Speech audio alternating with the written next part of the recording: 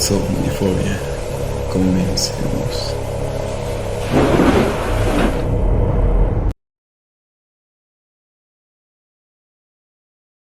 El terrible anciano. Fue la intención de Angelo Rixi, Joe Zanuck y Manuel Silva hacer una visita al terrible anciano. Este anciano vive solo en una casa antigua en Water Street, cerca del mar, y tiene fama de ser a la vez sumamente rico y en extremo débil de salud, lo que constituye una situación muy atractiva para los hombres de la profesión de los señores Rixi, Zanuck y Silva, pues esa profesión es nada menos digno que el robo. Los habitantes de Kingsport dicen y piensan muchas cosas sobre el terrible anciano, que generalmente lo mantienen a salvo de la atención de las personas como el señor Rixi y sus colegas, a pesar de la certeza de que él se esconde una fortuna de magnitud indefinida en alguna parte de su húmeda y venerable morada. Él es, en verdad, una persona muy extraña, que cree haber sido un capitán de las carabelas de las Indias Orientales en su día, tan viejo que nadie puede recordar cuando era joven y tan taciturno que pocos conocen su verdadero nombre. Entre los nudosos árboles en el patio delantero de su residencia tiene una extraña colección de grandes piedras, curiosamente agrupadas y pintadas de modo que se asemejan a ídolos de algún templo oriental oscuro. Dicho conjunto asusta a la mayoría de los niños pequeños que gustan de burlarse del cabello largo y la barba cana del terrible anciano, o romper las ventanas de pequeños marcos de su vivienda con diabólicos proyectiles. Pero hay otras cosas que atemorizan a las personas mayores y de talante curioso que en ocasiones se acercan a hurtadillas hasta la casa para escudriñar el interior a través de las vidrieras cubiertas de polvo. Estas gentes dicen que sobre la mesa de una desnuda habitación del piso bajo hay muchas botellas raras, cada una de las cuales tiene en su interior un trocito de plomo suspendido de una cuerda como si fuese un péndulo. Y dicen que el terrible anciano habla a las botellas, llamándolas por nombres tales como Jack, Scarface, Long Tom, Spanish Joe, Peters y Mate Elish. Siempre que habla a una botella, el pendulito de plomo que lleva dentro emite una vibración precisa a modo de respuesta. Aquellos a quienes han visto al alto y enjuto terrible anciano en una de esas singulares conversaciones, no se les ocurre volver a verlo más, pero Angelo Rixi, Joe Zanuck y Manuel Silva no eran naturales de Kingsport. Pertenecían a esa nueva heterogénea extirpe extranjera que queda al margen del atractivo círculo de la vida y tradición de Nueva Inglaterra, y no vieron en el terrible anciano otra cosa que un viejo achacoso y prácticamente indefenso, que no podía andar sin la ayuda de su nudoso cayado y cuyas escuálidas y endebles manos temblaban de modo harto lastimoso.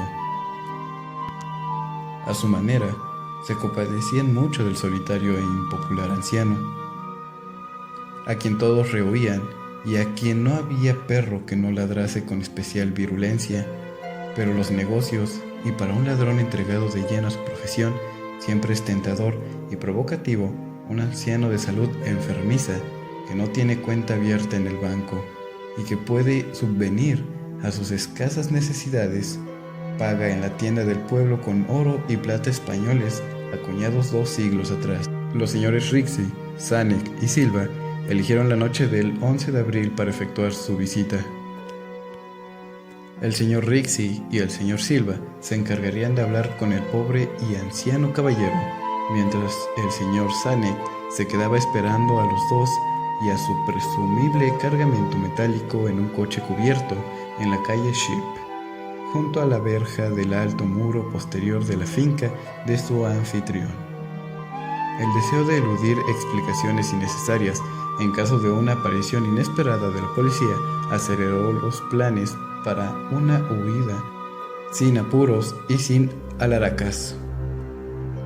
Tal como lo había proyectado, los 3 aventureros se pusieron manos a la obra por separado con el objeto de evitar cualquier malintencionada sospecha a posteriori. Los señores Rixi y Silva se encontraron en la Water Street junto a la puerta de entrada de la casa del anciano, y aunque no les gustó cómo se reflejaba la luna en las piedras pintadas que se veían por entre las ramas en flor de los retorcidos árboles, tenía cosas en que pensar más importantes que dejar volar su imaginación con supersticiones ya pasadas. Temía que fuese una tarea desagradable hacerle soltar la lengua al terrible anciano para averiguar el paradero de su oro y plata, pues los viejos lobos marinos son particularmente testarudos y perversos. En cualquier caso, se trataba de alguien muy anciano y endeble, y ellos solo eran 2 personas que iban a visitarlo.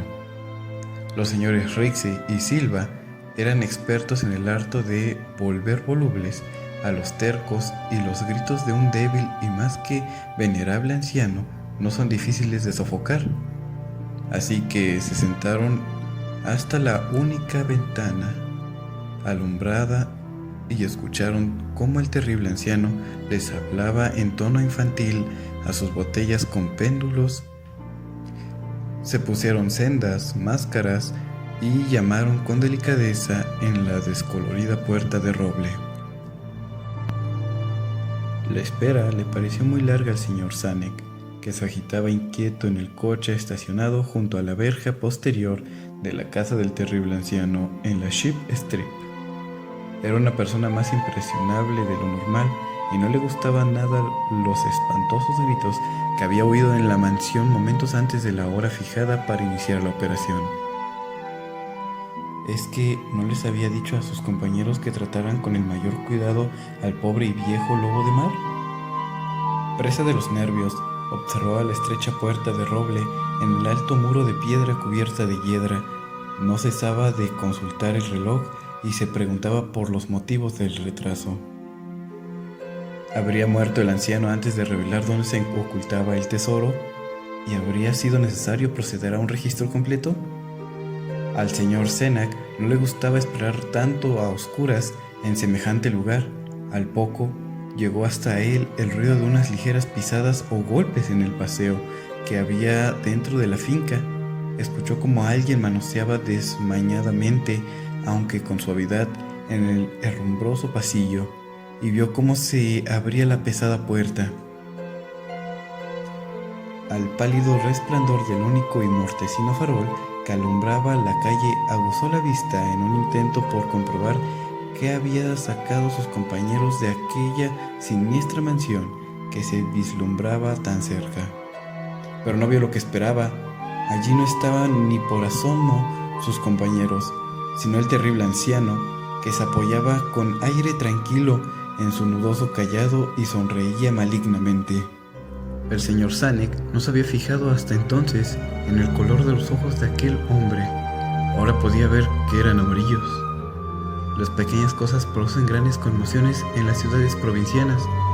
Tal es el motivo de que los vecinos de Kingsport hablasen a lo largo de toda aquella primavera y el verano siguiente de los 3 cuerpos sin identificar, horriblemente mutilados, como si hubieran recibido múltiples cuchilladas, y trituraran de manera brutal, como si hubieran sido objeto de las pisadas de muchas botas despiadadas que la marea arrojó a tierra. Y algunos hasta hablaron de cosas tan triviales como el coche abandonado que se encontraban en la Ship Street, o de ciertos gritos hartos inhumanos, probablemente de un animal extraviado o de un pájaro inmigrante escuchado durante la noche por los vecinos que no eran capaces de conciliar el sueño. Pero el terrible anciano no prestaba la menor atención a los chismes que corrían por el pacífico pueblo. Era reservado por naturaleza, y cuando se es anciano y se tiene una salud delicada, la reserva es doblemente marcada. Además, un lobo marino tan viejo debe haber presenciado multitud de cosas mucho más emocionantes en los lejanos días de su ya casi olvidada juventud. Si quieren que contemos historias sugeridas por ustedes, ya sea de un libro o de su puño y letra, déjenlos en los comentarios.